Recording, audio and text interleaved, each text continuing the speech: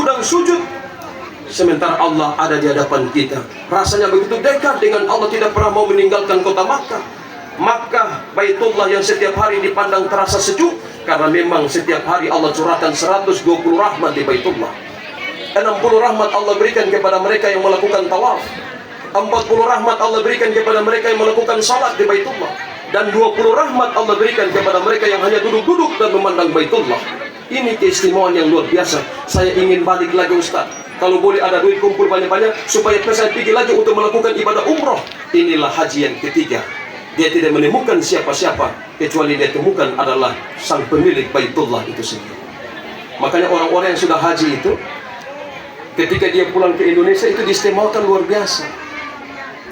Orang kalau sudah pakai kopiah haji itu, dia tidak akan melakukan hal-hal yang dilarang oleh agama, karena dia memproklamirkan bahwa dirinya adalah orang yang baik. Saya kalau mau pergi di mall, saya bilang pemain tua, saya mau pergi di mall, mereka bilang, oh iya jangan lupa pakai kopiah. Kalau saya ambil kopiah, mereka bilang, itu kopiah yang putih itu. Terpaksa saya pakai kopiah yang putih. Karena sudah pakai kopiah putih masuk di mall, itu biar ada barang bagus lewat, karena mungkin saya mau lihat. Tetap fokus ke depan. Karena kalau sudah pakai kopiah haji, begitu ada cewek cantik lewat di sebelah, begitu orang punya lihat, orang bilang, haji apa kau mata sekeleng sampai? Haji apa kau balia ke sana kamari sampai? Karena hajinya tadi itulah yang harus kita jaga. Ada orang pakai kopiah haji dulu waktu masih muda, sering duduk di kafe, mungkin sering minum kopi. Ketika sudah berhaji pulang kamari pingin santai, tiba-tiba waktu berjalan ke sana ada lihat kafe mau singgah. Begitu mau masuk di kafe, satu tentang Pak Haji, mohon maaf, kenal aja, cari sendiri-sendiri nih, telur Japung ada di sini semua ini.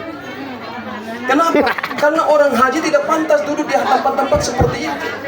Orang haji itu duduk di masjid, orang haji duduk di tempat pengajian, acara-acara seperti ini, duduknya di masjid. Akhirnya apa? Ada kontrol sosial yang dilakukan oleh masyarakat.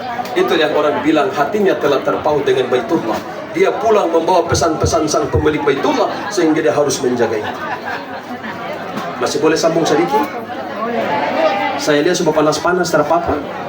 Semakin panas semakin asik kayaknya. Boleh sedikit ya? Basumpah. Kalau sudah sumpah berarti aman. Sedikit saja saya sampaikan. Semua dari perjalanan ibadah haji ini Bapak Ibu, kata Rasulullah, al-hajju arafah, haji itu di padang Arafah. Pada saat tanggal 8 Zulhijjah nanti Bapak Ibu kita akan pergi menuju ke Arafah. Setelah kita datang pertama di Madinah salat arba'in, lalu kemudian kita masuk ke Makkah melakukan tawaf setiap hari. Kita melakukan salat di Baitullah. Ketemu kafe ya. Kita rindu dengan Baitullah. Kele IDW dulur-dulur Japung pada saat tanggal 8 Zulhijjah Allah bilang, hei fulan, tinggalkanlah Baitullah. Dulu kita punya rumah, kita cinta, cinta rumah kita. Allah bilang, tinggalkan rumahmu, pergilah ke rumahku Baitullah. Setelah sampai di rumah Allah Baitullah, orang asik melakukan tawaf, kita asik melakukan salat. Allah perintahkan, hei tinggalkan Baitullah, tinggalkan rumahku.